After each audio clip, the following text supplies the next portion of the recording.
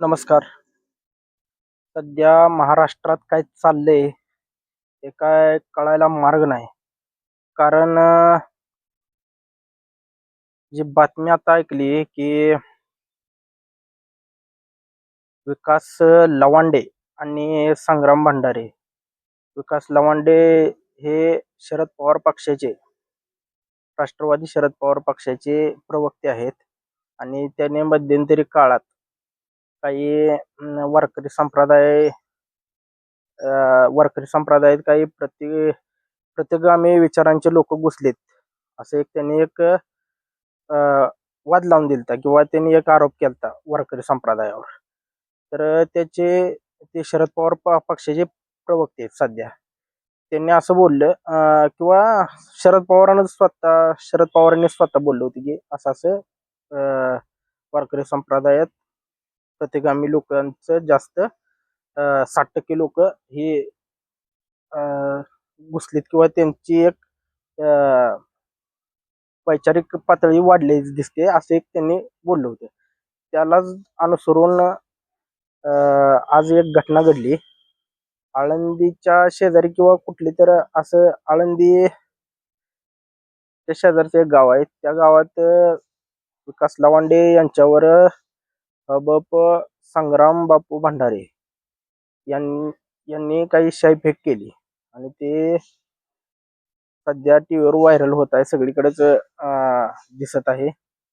तर प्रतिगामी आणि पुरोगामी हा जो वाद लागलेला आहे आणि हा वाद लागणं किंवा न लागणं किंवा हे विचार आहेत की नाहीत ह्याची मला काही घेणं देणं नाही.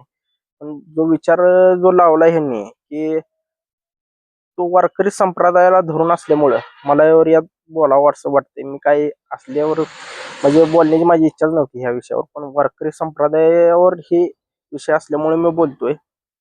तर प्रतिगाम्यांनी आणि पुरोगाम्यांनी काय करावं हे मला सांगायची काही गरज नाही.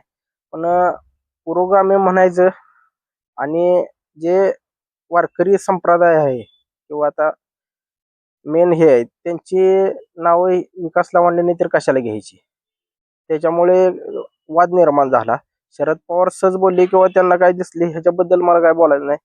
पण विकास लवांडेंनी जो वाद लावलाय आता आपण महिना झाला बघतोय की हे चालूच आहे. आणि सध्या महाराष्ट्रात हा वाद धरून वारकरी संप्रदाय जो अटॅक होतोय किंवा जो त्या मानहानी होती हे काय बरोबर नाही. आणि आता वारी एक महिना दीड महिन्यावरच राहिलेली आहे आणि मला वाटतं हा प्रतिगामी आणि पुरोगामीचा वाद हा वारीत दिसू नये एवढी इच्छा आहे की बाबा तिथं काय होणे.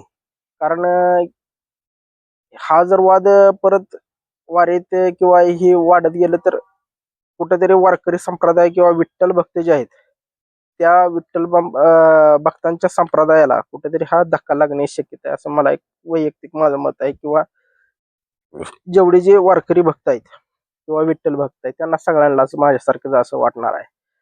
तर माझं म्हणणं आहे की हा वाद वाढू नये. कारण प्रतिगाम्यांचे विचार जे आहेत ते त्यांनी त्यांच्यासोबत किंवा त्यांचे विचार त्यांच्यासोबत राहू द्यावेत आणि पुरोगामी आहेत त्यांनीही त्यांचे विचार सोडू नये असं माझं हे नाही. पण त्यांचे विचार त्यांच्यापाशी राहावे. बरं तुमचे विचार आहेत तर तुम्ही तुमच्या तुमच्या माध्यमातून मांडत राहा. वारकरी संप्रदायाला का मध्ये आणताय हा माझा एक मुद्दा आहे. वारकरी संप्रदाय हा कुठल्याही धर्मावर किंवा कुठल्याही जातीवर किंवा कुठल्याही असा भेदभाव नसलेला संप्रदाय आहे. म्हणजे तिथं कुठं चंडाळ असं तुकाराम महाराज म्हणून गेले की चंडाळ या जातीचा सुद्धा वारकरी संप्रदायात वारकरी भक्त होऊ शकतो. चंडाळ असू द्या म्हणजे कुठल्याही जातीचा आपल्यापाशी हा वाद नाही. मग तुम्ही प्रतिगामी आणि पुरोगामी हा वारकरी संप्रदायात नाहीच मुळात तर, आणि तो वाद लावण्यात काय अर्थ नाही असं एक माझ्या वैयक्तिक मत आहे. आणि आता वारी एक महिन्यावर राहिलेली आहे, त्यात हा वाद येऊ नये एक माझी एक इच्छा आहे आणि त्याप्रमाणे व्हावं असं एक मला वाटतं. आणि दुसरा एक विषय म्हणजे सध्या मगाशी मी TV9 वर बातमी बघत होतो. त्यात वीर महाराज म्हणजे वीर महाराज यांनी एक अ, मुद्दा मांडला की संग्राम भंडारे जे आहेत त्यांनी जे नथुराम गोडसेंचे जे अ, अ, समर्थन केलं त्यांचा आणि विकास लवांडे जे प्रतिगामी जे वारकरी संप्रदायात घुसलेत त्या दोघांचाही त्यांनी पूर्ण तक्तीनिशी काय म्हणू आपण विरोधच केलेला आहे.